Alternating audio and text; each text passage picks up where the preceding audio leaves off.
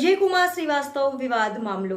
Doctor Vijaykumar Srivastava Maharaja Sayajirao university MSc વડોદરાના પૂર્વ vice chancellor છે. તેઓની નિમણૂક સમયે તેમની લાયકાત અંગે પ્રશ્નો ઉઠ્યા હતા, જેના કારણે વિવાદ સર્જાયો હતો અને આ વિવાદો વચ્ચે ડોક્ટર શ્રીવાસ્તવે તેમના પદ પરથી રાજીનામું આપ્યું હતું. રાજીનામું આપ્યા બાદ પણ તેઓ સત્તાવાર નિવાસસ્થાને રહેતા રહ્યા છે, જે અંગે વિદ્યાર્થીઓ અને સ્થાનિક સાંસદે વિરોધ વ્યક્ત કર્યો છે. સાંસદે તેમનો બંગલો ખાલી કરવાની વિનંતી સાથે ઈમેલ પણ લખ્યો છે. સામાન્ય રીતે વાઇસ ચાન્સેલર પદેથી રાજીનામું આપ્યા બાદ સત્તાવાર નિવાસસ્થાન ખાલી કરવામાં આવે છે, પરંતુ ડોક્ટર શ્રીવાસ્તવના મામલે આ પ્રક્રિયા વિલંબિત થઈ છે. આથી MScના વિદ્યાર્થીઓ અને સ્થાનિક સમાજ દ્વારા મુદ્દે સતત ચર્ચા અને વિરોધ થઈ રહ્યા છે. ત્યારે કપિલ જોશી દ્વારા RTI માંગવામાં આવી હતી, જેમાં ડોક્ટર વિજયકુમાર શ્રીવાસ્તવ પૂર્વ વાઇસ ચાન્સેલર MS યુનિવર્સિટીમાં કરેલા ખર્ચ, જેમાં 21 લાખનો ચૂનો લગાવવામાં આવ્યો છે, જેને લઈ સેનેટ મેમ્બર કપિલ જોશી પત્રકાર પરિષદ યોજી સંપૂર્ણ માહિતી આપી. જે પ્રકારે પૂર્વ વાઇસ ચાન્સેલરે કરેલા ખર્ચાને લઈને તમે RTI કરી હતી, શું RTIમાં વિગતો સામે આવી છે અને જે ખર્ચા થયા છે તે બાબતે તમારી શું પ્રતિક્રિયા છે? આજ રોજ જે પ્રેસ વાર્તાનું આયોજન કરવામાં આવ્યું છે, જેમાં મારો મુખ્ય મુદ્દો છે કે જે નકલી કુલપતિ ડૉક્ટર વિજયકુમાર શ્રીવાસ્તવ જેને લખલૂટ ખર્ચાઓ કર્યા એનો ભાંડા ફોડવા માટેનું આ એક પ્રેસ વાર્તાનું આયોજન કર્યું છે. અને આપના લોકોના માધ્યમથી આપ લોક નિમિત્ત બનીને આ વડોદરાની પ્રજા સુધી આ જે કૌભાંડો છે, આ ભાંડાફોડ છે, એ પહોંચશે. એના માટે અમે આજે પ્રેસ વાર્તાનું આયોજન કરેલું છે. અમારા પ્રમુખશ્રી અને અમારા મંત્રીશ્રી એ પણ આ પ્રેસ વાર્તાની અંદર એમના મંતવ્ય રજૂ કરશે. તારીખ 23 જાન્યુઆરી 2025ના રોજ વિજયકુમાર શ્રીવાસ્તવ જે નકલી કુલપતિ શ્રી તરીકે આ ભાજપની ભ્રષ્ટ સરકાર દ્વારા જે નિમણૂક કરવામાં આવી હતી, તેના વિરુદ્ધમાં મેં એક RTI કરેલી. 30 દિવસમાં RTIનો જવાબ આપવો જોઈએ કાયદાની જોગવાઈ પ્રમાણે, પણ 30 દિવસમાં જવાબ ન મળતા મેં કાયદાકીય અપીલ કરેલી. અપીલ બાદ મને યુનિવર્સિટી દ્વારા 6 માર્ચના રોજ એ RTIનો જવાબ દેવામાં આવ્યો.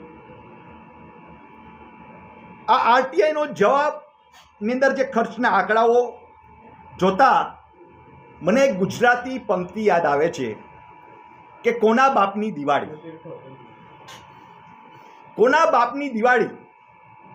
કારણ કે દલ્લા તરવાડી માફક જે ડૉક્ટર વિજયકુમાર શ્રીવાસ્તવે પોતાની લાયકાત છુપાવી અને સરકારશ્રીની મદદથી આજે આંતરરાષ્ટ્રીય ખ્યાતિ પ્રાપ્ત મહારાજા સયાજીરાવ યુનિવર્સિટીમાં આ કુલપતિએ વૈભવી વિલાસનો દાટ વાળી દીધો. આજે ગુજરાતની અંદર આપણે જોઈએ છે કે નકલી સરકારી કચેરીઓ, નકલી અધિકારીઓ, નકલી કોર્ટો, એનો જે સિલસિલો ચાલી રહ્યો છે, એમાં એક વધારાનું છોગું ઉમેરાયું, એ છે નકલી કુલપતિ. આજે આખા ગુજરાતની અંદર નકલી કુલપતિઓનો રાફડો ફાટી ચૂક્યો છે.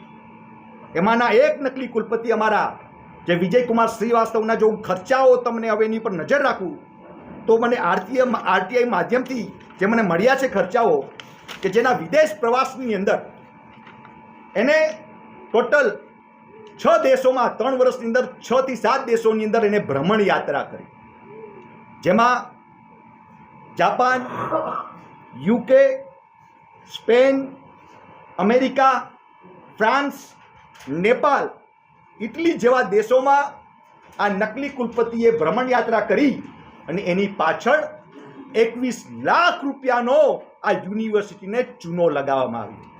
કેટલા? 21 લાખ રૂપિયાનો ચૂનો. જેમ આપણા ભારતીય જનતા પાર્ટીના જે ઘણા બધા અધિકારીઓ જે રાજાની જેમ ભ્રમણ યાત્રાઓ કરે છે, એટલે આપણે કહીએ છીએ યથા રાજા તથા પ્રજા.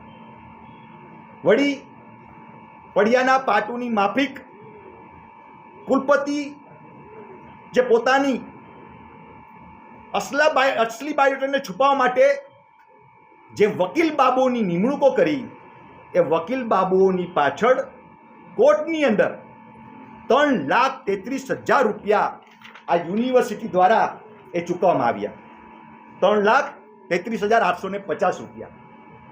એની સાથે સાથે જે કાયદાકીય સલાહો લીધી એ કાયદાકીય સલાહો એની પાછળ લાખો રૂપિયા એટલે 12 લાખ એટલે ટોટલ તમે જોવો તો 16 લાખ રૂપિયાનો ખર્ચો માત્ર કાયદાકીય સલાહ પાછળ કરે છે. શરમ આવે છે મને આ ભાજપની સરકાર ઉપર, શરમ આવે છે મને આ નકલી કુલપતિઓ ઉપર કે જ્યારે આ કાળઝાળ ગરમીની અંદર યુનિવર્સિટીની અંદર વિદ્યાર્થીઓ માટે પીવાના પાણી નથી હોતા, વોટર કુલર નથી હોતા, લાઇબ્રેરીની અંદર એસીઓ નથી ચાલતા, ક્લાસોની અંદર પંખાઓ નથી ચાલતા, ત્યારે આવા મોંઘાદાટ વિદેશી પ્રવાસો કરે છે આવા નકલી કુલપતિઓ, કાનૂની કાયદા સલાહ પાછળ એટલા લાખો રૂપિયા વાપરે છે. ખરેખર આ બધા જે પ્રજાના પૈસા, વિદ્યાર્થીઓના પૈસા છે, ખરેખર વિદ્યાર્થીઓના કલ્યાણ માટે વાપરવા જોઈએ. હવે હું વાત કરીશ કે આ નકલી કુલપતિને પગાર મળવા પાત્ર એનાથી વિશેષ પણ એને એમના વાહન ખર્ચ માટે 9 લાખ રૂપિયા 18,000 એમની પાછળ ચૂકવવામાં આવ્યા. વાહન ખર્ચમાં તમે જોઈ શકો છો, મેન્ટેનન્સ ઓફ વ્હીકલ 9,18,000 રૂપિયા.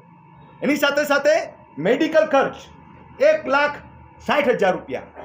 એના પછી રાજાનો ઠાઠ ભોગવતા નકલી કુલપતિના બંગલે સેવા કરવા માટે જે કર્મચારીઓ છે એ કર્મચારીઓને કેટલો પગાર ચૂકવ્યો તો કે 17,24,000 રૂપિયા ચૂકવવામાં આવ્યા. અને ભાઈ 24 કલાક એસીમાં બેસતા હોય એની જેમ MGVCLનું બિલ 3.5 લાખ રૂપિયા આવ્યું. એટલે આપણે સમજી શકીએ છીએ કે આ ટોટલ જે નવાબી રજવાડી ઠાઠની જેમ આ નકલી કુલપતિ અને આ ભાજપની ભ્રષ્ટ સરકાર, હું પૂછવા માગું છું શિક્ષણ મંત્રી ઋષિકેશ પટેલને, કેમ છાવરે છે? કેમ ये रिश्ता क्या कहलाता है પ્રોફેસર ડૉક્ટર વિજયકુમાર શ્રીવાસ્તવ જોડે શાના માટે આ નકલી કુલપતિને તમે સજા નથી કરતા? કેમ જેલની પાછળ નથી ધકેલતા? કેમ આની પાસેથી આ લાખો રૂપિયાના જે પ્રજાના પૈસા એને વેડફા છે એની રિકવરી નથી કરતા? શાના માટે? એટલે તમે સમજી શકો છો કે આ ભાજપની ભ્રષ્ટ સરકાર એટલી જ પાપની ભાગીદાર છે જેટલો આ નકલી કુલપતિ વિજયકુમાર શ્રીવાસ્તવ છે. વાત બહુ ગંભીર છે અને આ પ્રશ્ન છે મને કે આવા રાજાશાહી ઠાઠ પૂરો પાડનાર આ કયા તત્વો આ Subscribe now and press the bell icon. Never miss an update.